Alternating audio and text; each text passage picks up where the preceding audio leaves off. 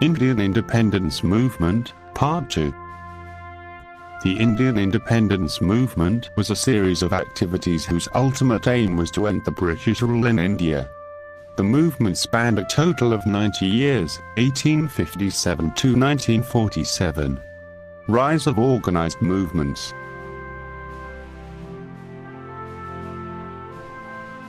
The decades following the rebellion were a period of growing political awareness, manifestation of Indian public opinion and the emergence of Indian leadership at both national and provincial levels.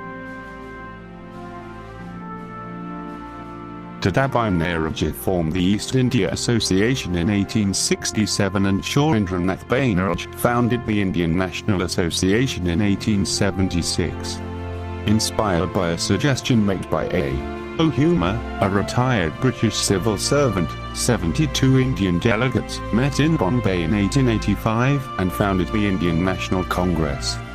They were mostly members of the upwardly mobile and successful Western-educated provincial elites, engaged in professions such as law, teaching and journalism.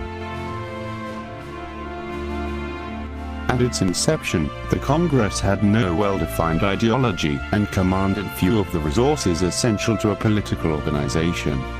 Instead, it functioned more as a debating society that met annually to express its loyalty to the British Raj and passed numerous resolutions on less controversial issues such as civil rights or opportunities in government. These resolutions were submitted to the Viceroy's government and occasionally to the British Parliament, but the Congress's early gains were slight. Despite its claim to represent all India, the Congress voiced the interests of urban elites. The number of participants from other social and economic backgrounds remained negligible. However, this period of history is still crucial because it represented the first political mobilization of Indians, coming from all parts of the subcontinent and the first articulation of the idea of India as one nation, rather than a collection of independent princely states. The influence of socio-religious groups such as Arya Samaj, started by Swami Dayanand Saraswati, and Brahm Samaj, founded by Raja Ram Mohan Roy and others, became evident in pioneering reforms of Indian society. The work of men like Swami Vivekananda, Ramakrishna, Sri Aurobindo, V.O. Chidambaram Pillai, Spramananda Bhathy, Bankim Chandra Chatterjee, Sachid Ahmed Khan, Rabindranath Tagore and Dadabhai Naoroji, as well as women such as the Scots-Irish sister Rivdata, spread the passion for rejuvenation and freedom. The rediscovery of India's indigenous history by several European and Indian scholars also fed into the rise of nationalism among Indians.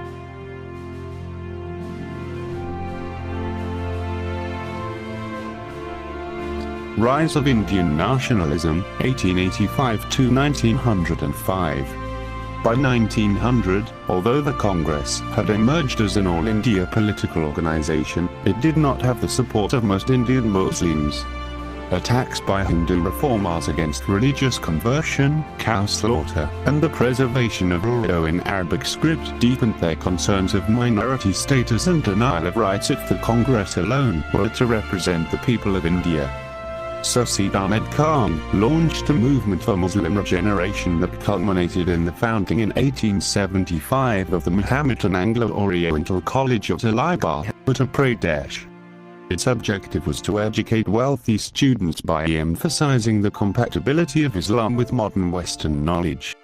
The diversity among India's Muslims, however, made it impossible to bring about uniform cultural and intellectual regeneration.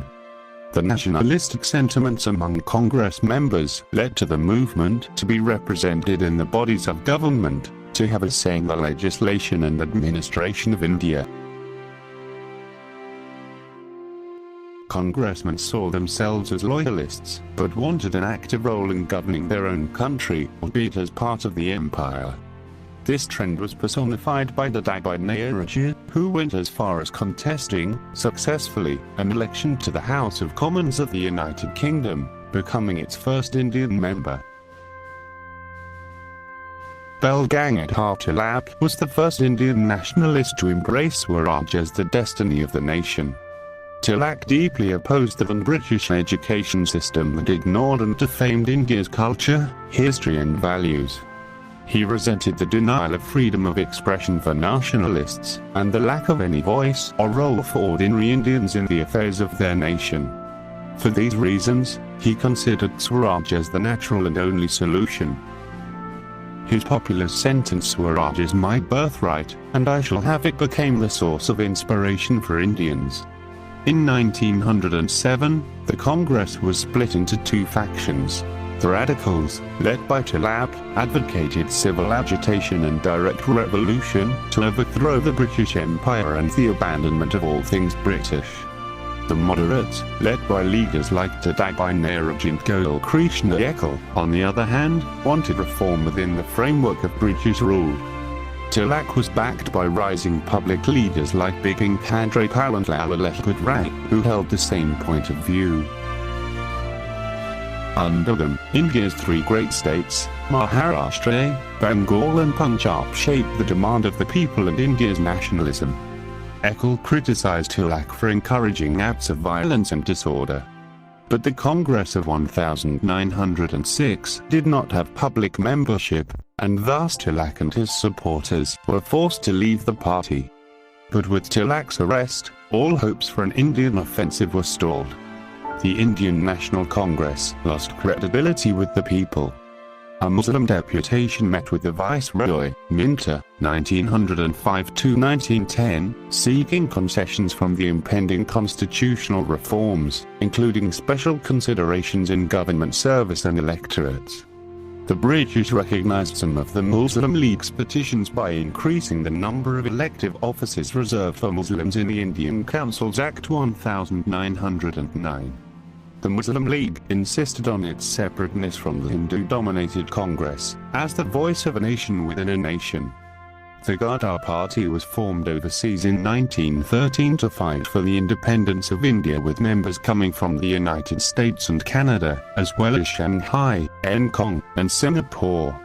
Members of the party aimed for Hindu, Sikh, and Muslim unity against the British. The temperance movement in India became aligned with Indian nationalism under the direction of Mahatma Gandhi, who saw alcohol as a foreign importation to the culture of the subcontinent.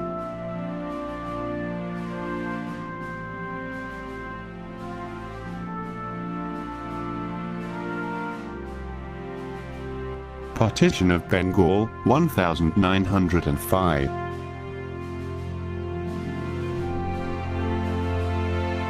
In July 1905, Lord Curzon, the Viceroy and Governor-General, 1899–1905, ordered the partition of the province of Bengal, supposedly for improvements in administrative efficiency in the huge and populous region. However, the Indians viewed the partition as an attempt by the British to disrupt the growing national movement in Bengal and divide the Hindus and Muslims of the region. The Bengali Hindu intelligentsia exerted considerable influence on local and national politics. The partition outraged Bengalis. Not only had the government failed to consult Indian public opinion, but the action appeared to reflect the British resolve to divide and rule. Widespread agitation ensued in the streets and in the press, and the Congress advocated boycotting British products under the banner of Swadeshi, or indigenous industries. A growing movement emerged, focusing on indigenous Indian industries, finance, and education, which saw the founding of National Council of Education, the birth of Indian financial institutions and banks, as well as an interest in Indian culture and achievements in science and literature. Hindus showed unity by tying rakhi on each other's wrists and observing Arandham, not cooking any food. During this time, Bengali Hindu nationalists like Sri Aurobindo, Bhupendranath Data, and Bipin Chandra Pal began writing virulent newspaper articles challenging the legitimacy of British rule in India in publications such as Jugantar and Sandhya, and were charged with sedition. Brahmapand Pediri, a Hindu newspaper editor who helped Tagore establish his school at Shanti Niketan, was imprisoned and the first to die in British custody in the 20th century struggle for self-rule. The movement also witnessed violent revolutionary movement for Indian independence, notable revolutionary being Khudiram Bose. Due to his activities against the British, he was arrested and hanged.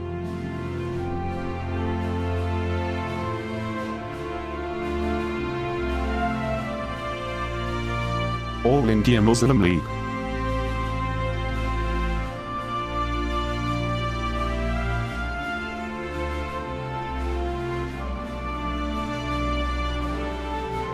The All India Muslim League was founded by the All India Muhammadan Educational Conference at Dhaka, now in Bangladesh, in 1906, in the context of the circumstances that were generated over the Partition of Bengal in 1905. Being a political party to secure the interests of the Muslim diaspora in British India, the Muslim League played a decisive role behind the creation of Pakistan in the Indian subcontinent. In 1916, Muhammad Ali Jinnah joined the Indian National Congress, which was the largest Indian political organization. Like most of the Congress at the time, Jinnah did not favor outright self-rule, considering British influences on education, law, culture, and industry as beneficial to India. Jinnah became a member of the 60-member Imperial Legislative Council.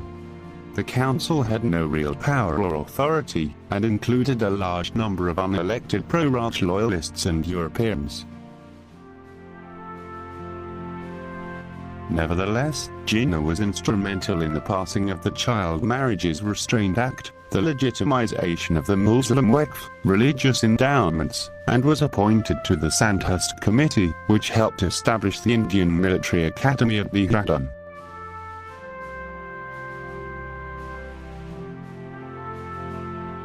During the First World War, Jinnah joined other Indian moderates in supporting the British war effort.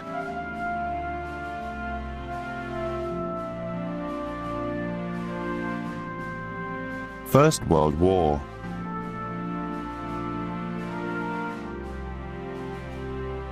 The First World War began with an unprecedented outpouring of support towards Britain from within the mainstream political leadership. Contrary to initial British fears of an Indian revolt, Indians contributed considerably to the British war effort by providing men and resources. About 1.3 million Indian soldiers and laborers served in Europe, Africa, and the Middle East, while both the Indian government and the princes sent large supplies of food, money, and ammunition.